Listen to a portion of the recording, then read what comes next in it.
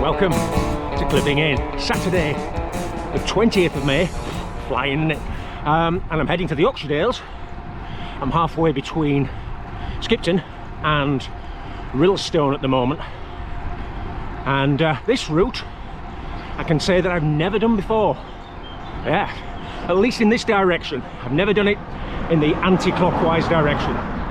Clockwise several times, but it's going to be interesting climbing things that I've only descended previously. Beautiful view there, Limestone and Barden Fells,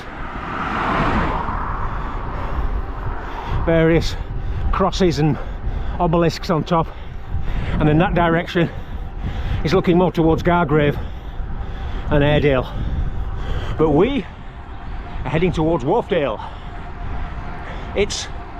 It was 9 or 10 C when I set off this morning, but there's a promise of 16ish by midday. I can believe it for once. Short sleeves and shorts. Welcome to Wolfdale. Great Whernside there, reclining. We're not too far from Kilnsey Crags. You can see the old walled Cam Road as it winds up towards Buckden Pike.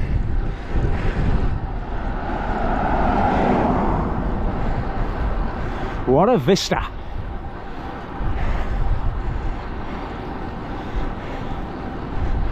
Incidentally, that Whernside should not be confused with the Three Peaks Whernside. This one is Great Whernside, even though it's not as high. Whernside, generally they get their name from the place where quernstones are mined and milled, or quarried and milled. So there'll somewhere be some quernstones, probably when the limestone layer's finished and it turns to grit higher up. Passing the fish farm and cafe,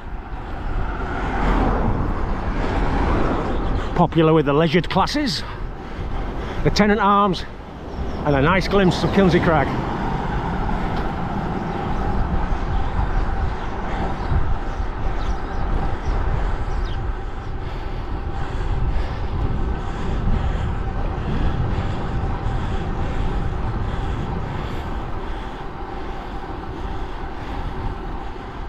Wow, look at the bluey tinge in that limestone there. Wow! Littondale never disappoints. Goodness me. Fantastic.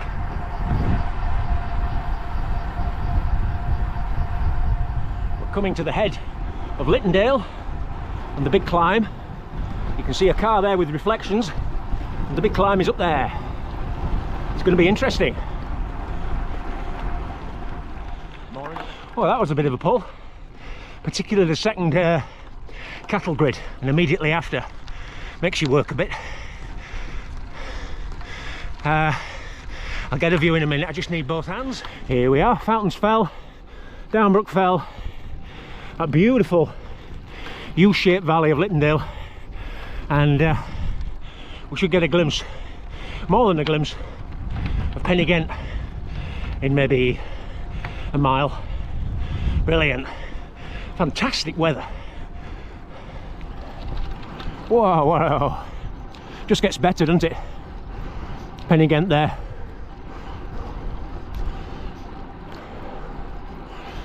Eventually this road crosses that deep gill that you can see and winds up roughly in the centre of the frame there before plunging down to Stainforth.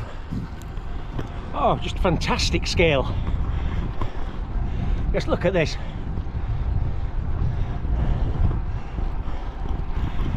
What a road.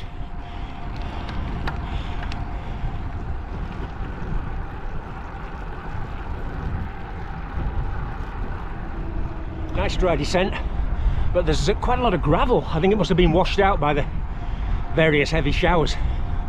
And I got a bit of a back wheel skip on one bend. Goodness me, that'll raise the heart rate. Probably about halfway to Stainforth now. 56 miles ridden.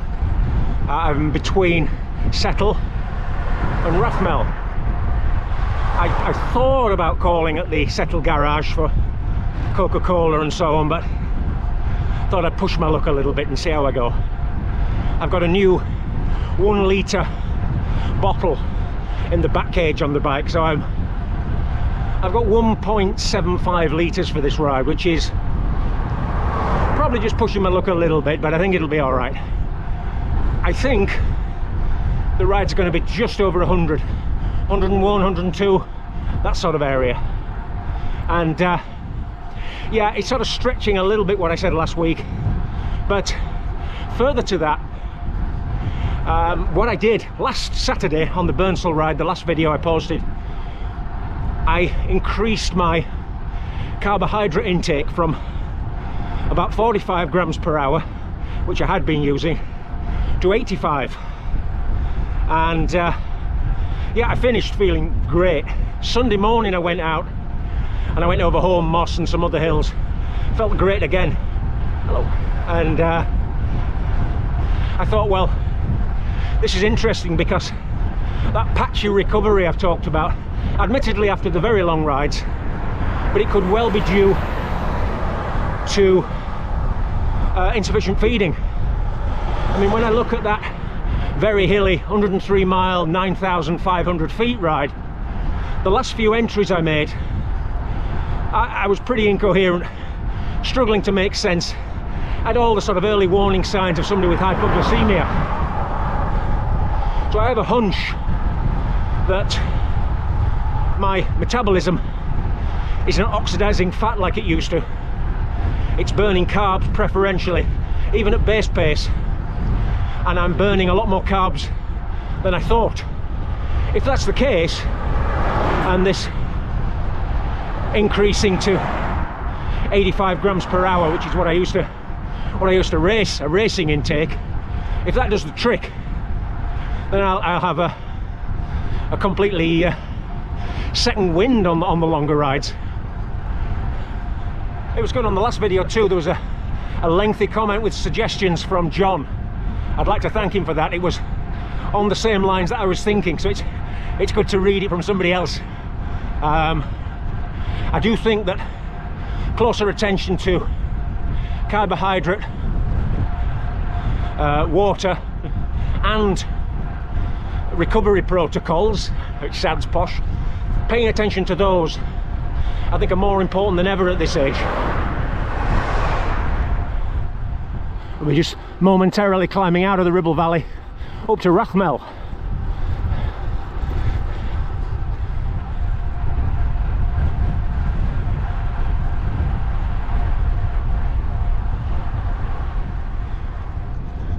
A nice series of fairly quiet back lanes now, heading to Gargrave via Bank Newton.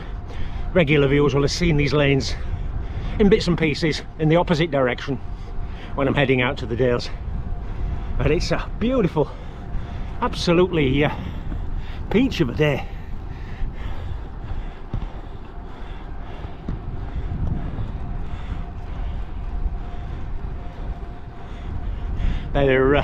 As I put my jersey, I'll be accused of manufacturing clickbait. Taking opportunity where I can to push those 75-80 grams per hour of carbs in. Oh, harder than I thought. You might be able to smell Kendal mint cake from there.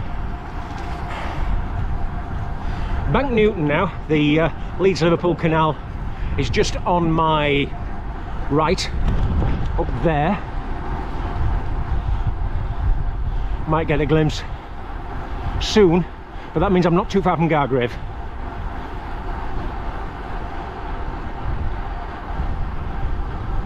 There we are.